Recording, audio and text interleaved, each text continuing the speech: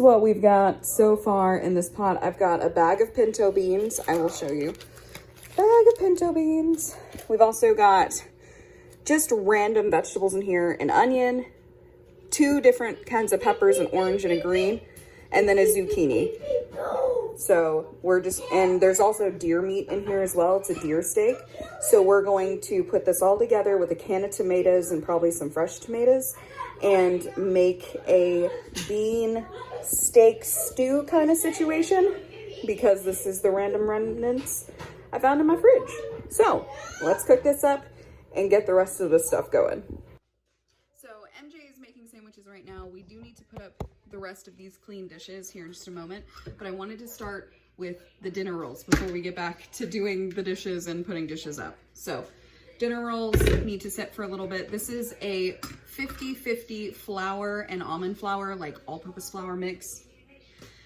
Get my cup. This is about 2 cups exactly.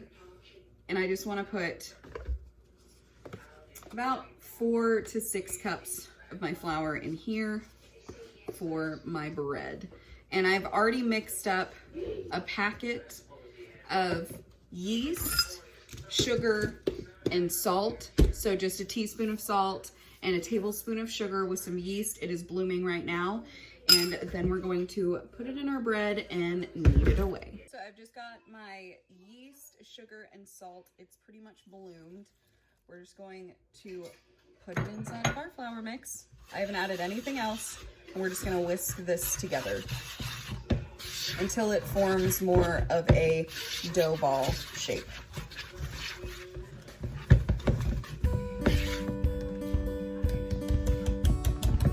And I'm just gonna tap everything off with my whisk and add some more of our flour, our almond flour and all-purpose flour. I'm just gonna sprinkle it in. You really can't mess this up, and you're gonna end up using quite a bit of flour to do this, but this is what we had left in our pantry, so I'm just trying to use it up for our dinner tonight.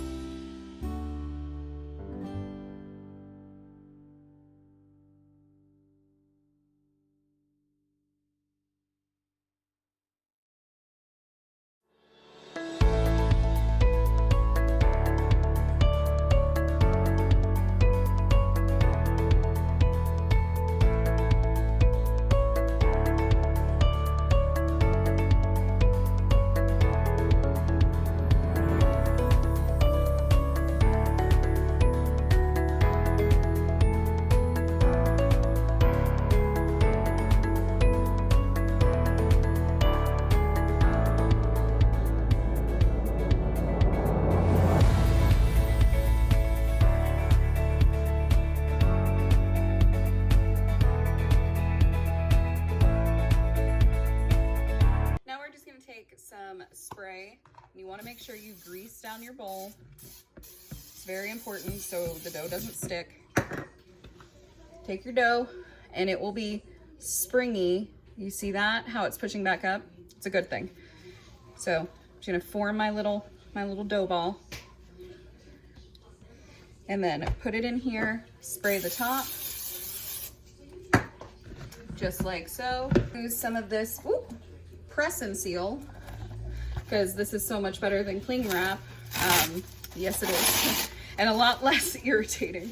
So just put this on top of here. Now, you really want to put this in a warm, dark place. So I'm just going to put mine in the microwave and let it sit until it is doubled in size.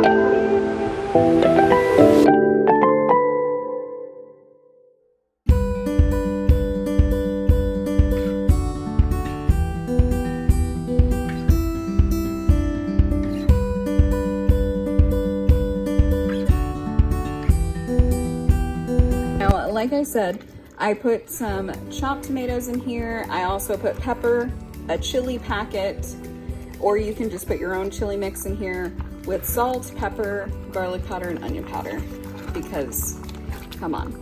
And this is what it's looking like so far. It's looking absolutely delicious. I'm going to cover it and keep it on this medium-low heat.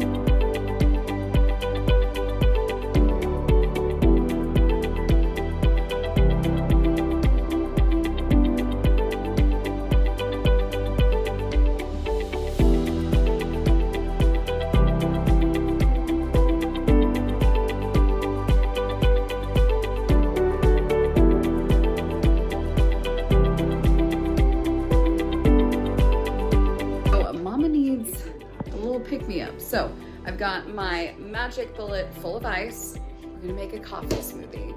It's gonna be delicious. Got my pumpkin spice. Make sure you do not get sugar-free if you are allergic to aspartame like me, because anything that says sugar-free has aspartame in it.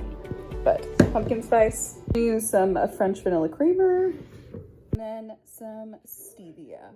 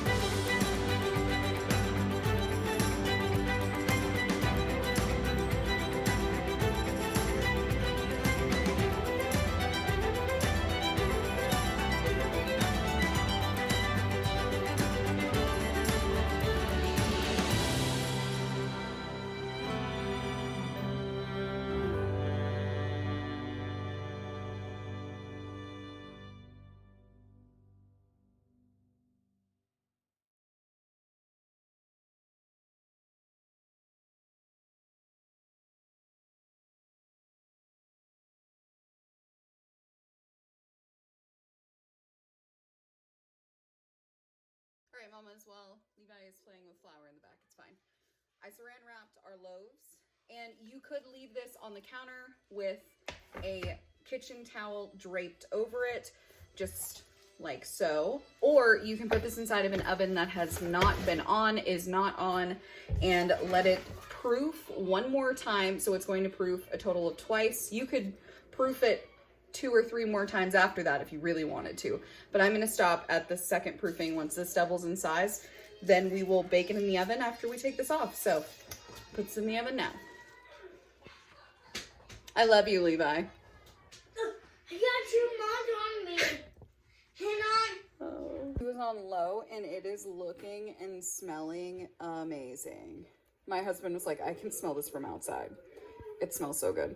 Now, a little bit of it, I did keep it on high a little too long, so a little bit of it stuck to the bottom, but that's totally fine. We will still eat this with our homemade bread as soon as that's done proofing. Oh, smells amazing. You have to try this.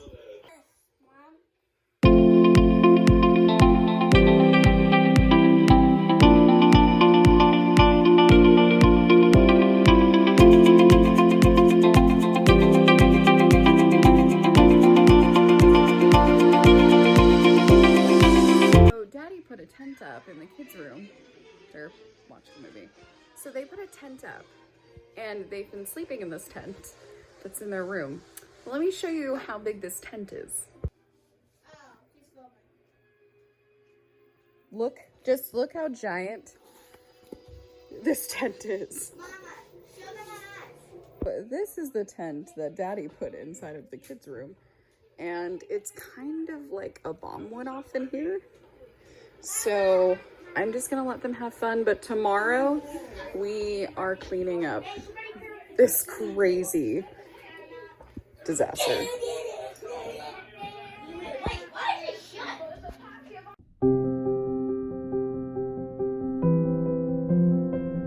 We've got a greased baking dish. It is a smaller baking dish. You can see I sprayed some olive oil spray. I scrambled up 6 eggs, nice and scrambled. And I also rehydrated from Sam's Club our dehydrated hash brown. And you can just buy this dried and then you rehydrate them with just some water. So I'm just going to pack this down inside of this casserole dish. This is 4 cups of hash browns, but I'm probably only going to use about 2 cups. And this is going to be for breakfast in the morning. So there's still about 2 cups left of the hash browns. Our 6 eggs that we've scrambled, and we just want to put it over the top, like so. And then we're just going to let all of that sit together.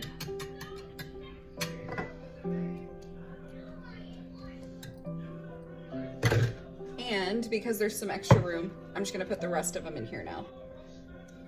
So the other 2 cups of hash browns, you just wanna make sure that all of it fits inside of this one casserole dish.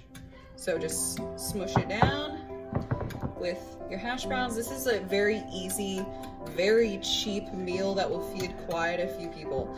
And you just eat it in the morning, put ketchup on top, put hot sauce on top, sriracha, whatever you wanted. So now that the eggs are touching all of this, my garlic, onion, sea salt, and black pepper seasoning.